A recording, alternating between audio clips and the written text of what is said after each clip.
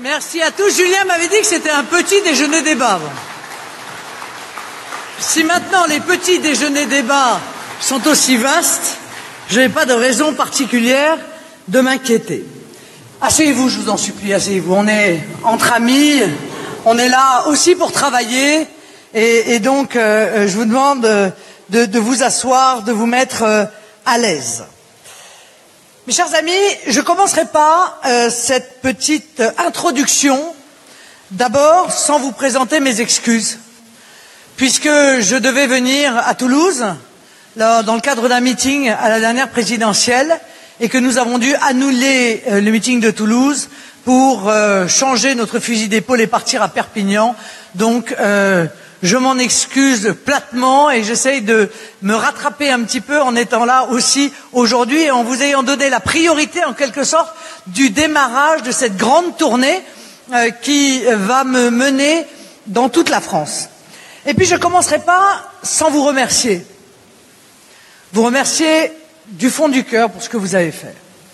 Parce que je sais que vous avez bossé comme des fous pendant cette élection présidentielle et pendant les élections législatives.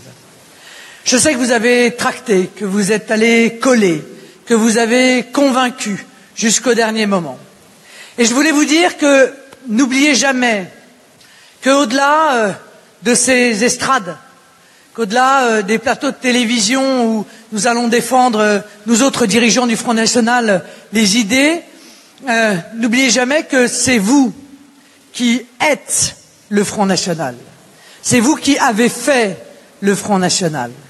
C'est vous qui l'avez fait grandir et pas seulement vu grandir. Et c'est vous qui allez être à la base de ce grand processus de refondation que nous lançons aujourd'hui et qui verra son résultat lors de notre congrès qui aura lieu le 11 mars. Ça ne va pas tomber de Paris, ça ne va pas tomber d'en haut cette refondation. Et si elle tombait d'en haut, elle serait ratée. Nous vivons un moment de l'histoire de notre mouvement qui est un moment historique. Je rappelle aux plus jeunes, ou j'apprends aux plus jeunes, et je rappelle aux plus anciens de nos militants, que nos statuts du Front National n'ont pas changé depuis 45 ans. Qu'ils étaient d'ailleurs à l'époque copiés sur ceux du Parti communiste. Ce qui explique d'ailleurs la formulation comité central, bureau politique. Bon.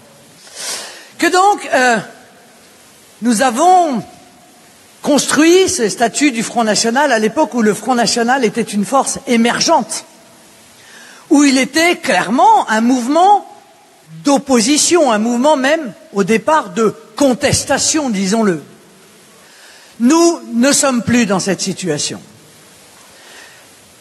Je sais qu'il est de bon ton dans les médias d'expliquer que nous sortons d'une véritable catastrophe électorale. On dit en politique n'existe que ce qui paraît exister. Moi je veux bien, mais enfin, parce que nous faisons de la politique, parce que nous sommes des militants politiques, nous ne sommes pas non plus obligés en toutes circonstances de nous flageller. Nous savons les défaillances parfois, les erreurs parfois, qui ont pu être commises. Et j'ai été la première d'ailleurs à venir le dire, je crois, de la manière la plus sincère qui soit, devant des millions de Français. Mais nous avons quand même réuni 11 millions de Français au second tour de l'élection présidentielle.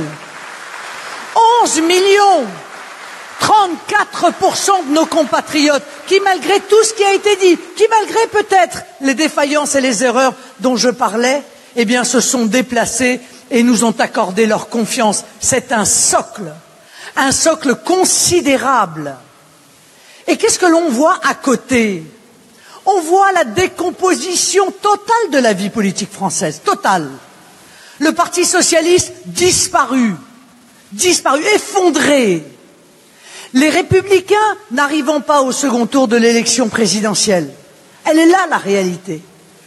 Non seulement nous avons enregistré pas la victoire, mais une victoire en arrivant à ce second tour de l'élection présidentielle, seul contre tous quand même, faut se souvenir de cela.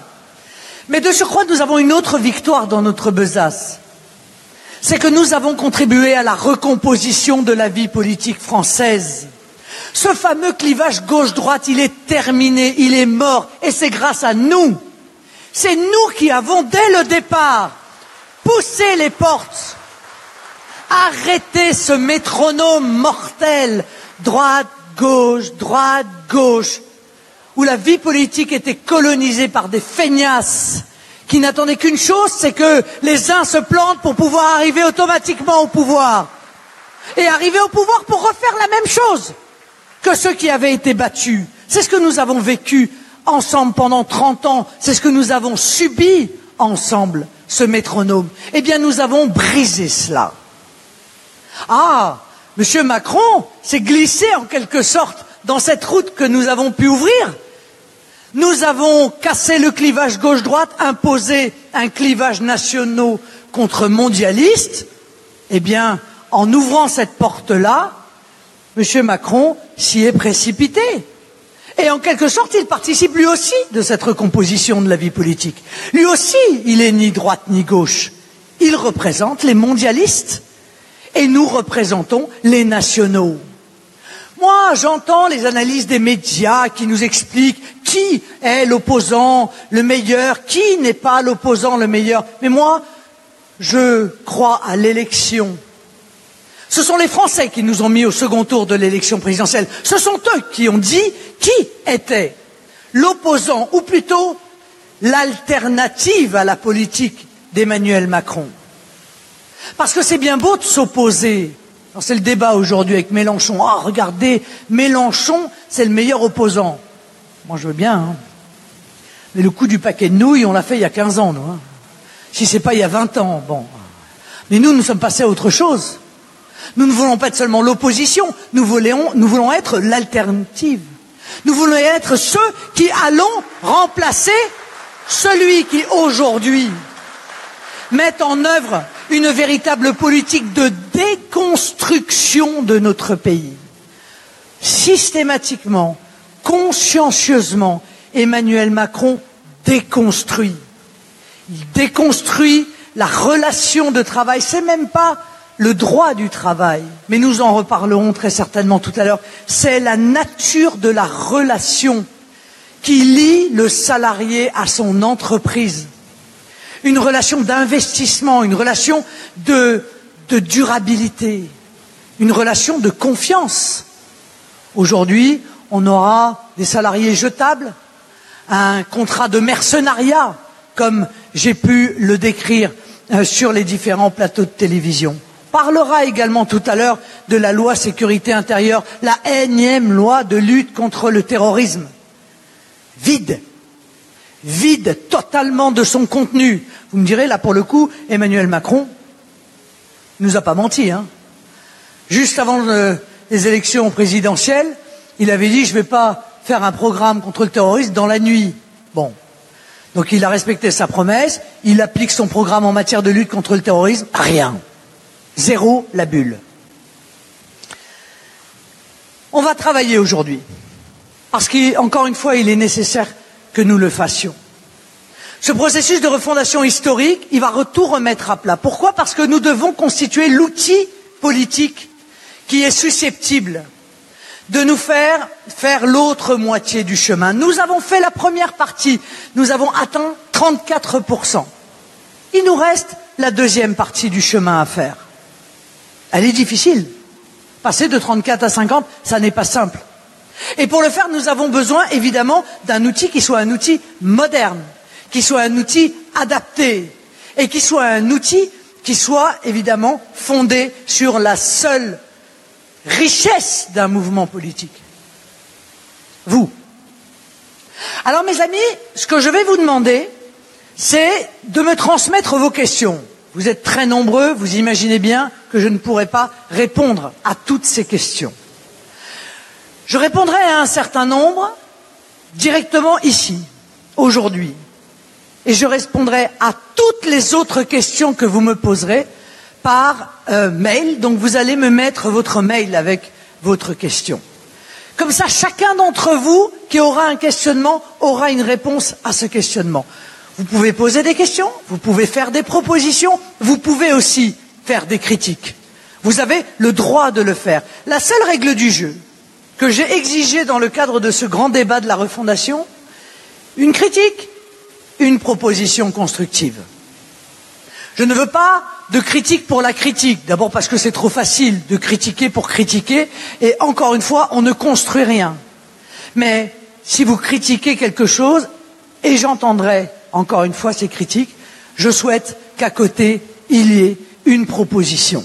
Parce que je veux que nous soyons meilleurs, parce que je veux que nous soyons plus performants, parce que je veux que le fonctionnement de notre mouvement soit encore plus démocratique.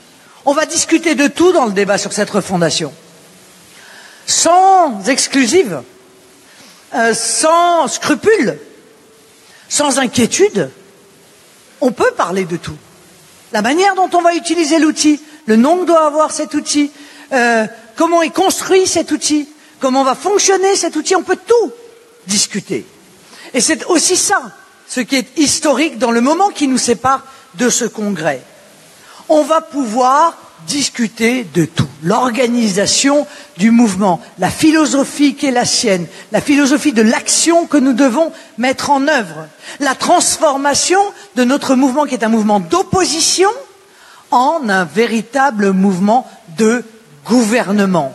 Ça veut dire des projets, pas seulement, et c'est notre rôle, ça a été notre rôle et ça doit le rester, évidemment, la critique et surtout l'alerte face aux politiques qui sont menées.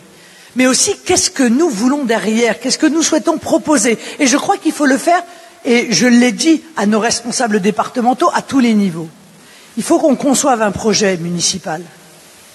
Il faut qu'on conçoive un projet départemental. Il faut qu'on conçoive un projet régional. Il faut aussi, évidemment, qu'on conçoive un projet européen. Oui, l'Union européenne est mortifère. Oui, c'est un étouffoir de nos libertés, de notre économie, de notre identité. Mais derrière cette Europe des nations et des libertés qu'on appelle de nos vœux, il faut qu'elle prenne chair pour que les Français voient où nous souhaitons les emmener. Ça, ce sera un débat important dans le cadre de la refondation et ça permettra à l'intégralité de nos élus, de vos élus, de ceux que vous avez élus, de travailler, qu'ils soient conseillers municipaux, conseillers départementaux ou conseillers régionaux. Qu'est-ce qu'une gestion Front National? Comment est-ce qu'on arrive à construire la défense de nos idées sur les territoires, à toutes les strates en quelque sorte, tout en tenant compte du pragmatisme? Parce que c'est ça qui a fait le succès de nos municipalités. C'est ça qui fait le succès de Julien Sanchez à Beaucaire et de tous les autres maires de France Front National.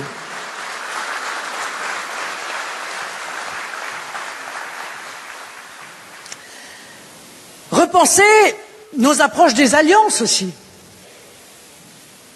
Avec qui on s'allie, sans compromission.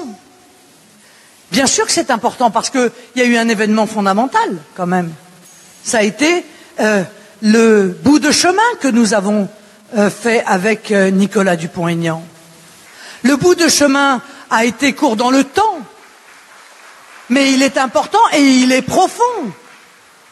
Et demain, ça change notre vision de se dire, mais après tout, demain, dans toute une série d'élections, on va peut-être pouvoir trouver des personnes avec qui nous pourrons combattre, même s'ils sont légèrement différents de nous, même si le curseur n'est pas exactement au même endroit, puisque nous avons combattu pendant des années pour dire la droite et la gauche, c'est la même chose. La réalité, c'est qu'il y a les nationaux et les mondialistes. Macron, il est du côté des mondialistes. Et nous sommes du côté des nationaux. Et du côté des nationaux, il y a aussi des gens comme Nicolas Dupont-Aignan. Et s'il est du même côté de la rive que nous, alors nous devons parler avec lui. Alors nous devons agir avec lui et nous devons réfléchir à comment nous pouvons éventuellement agir, parce que l'objectif, encore une fois, c'est la France. Pourquoi est-ce qu'on veut un outil le plus performant possible? Parce que plus notre outil sera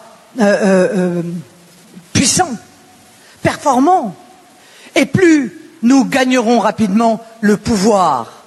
Car c'est cela que nous souhaitons, arriver au pouvoir. Et nous nous battrons inlassablement pour arriver au pouvoir, parce que si nous n'arrivons pas au pouvoir, alors notre pays sera livré à la politique de déconstruction de M. Macron et de ses amis mondialistes de droite et de gauche.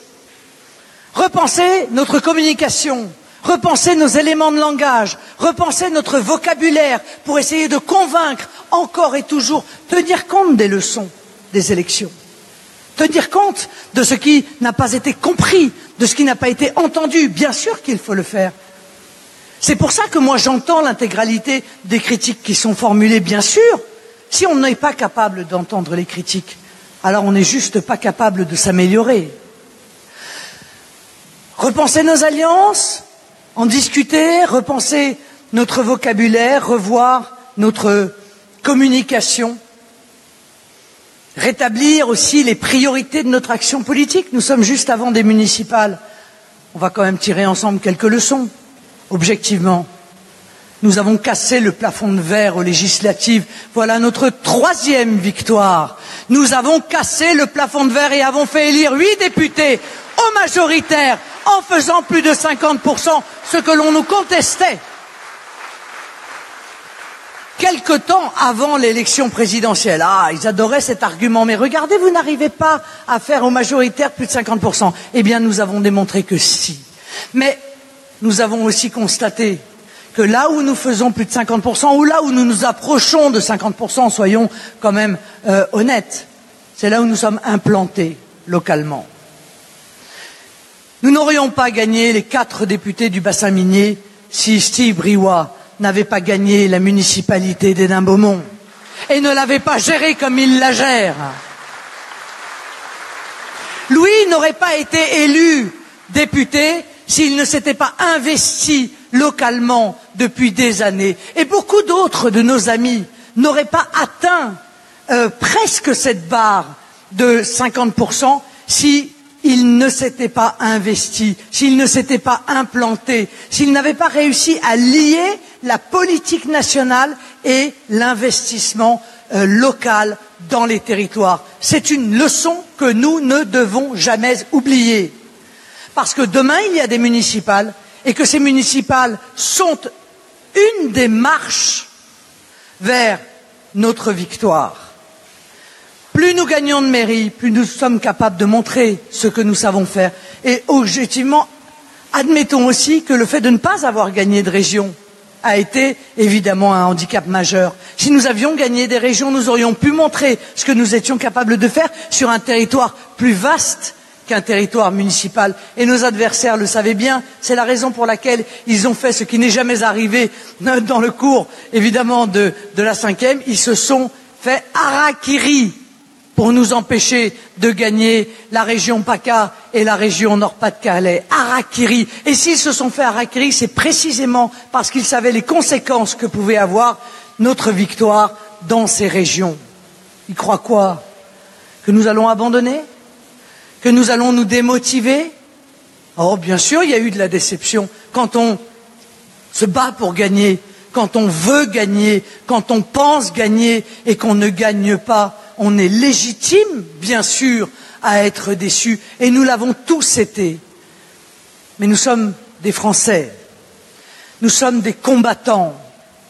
Nous ne nous battons pas pour tel ou tel mandat. Nous nous battons parce que nous pensons que si nous ne le faisons pas, pour nous, pour notre pays, pour notre peuple et pour nos enfants, personne d'autre ne le fera à notre place.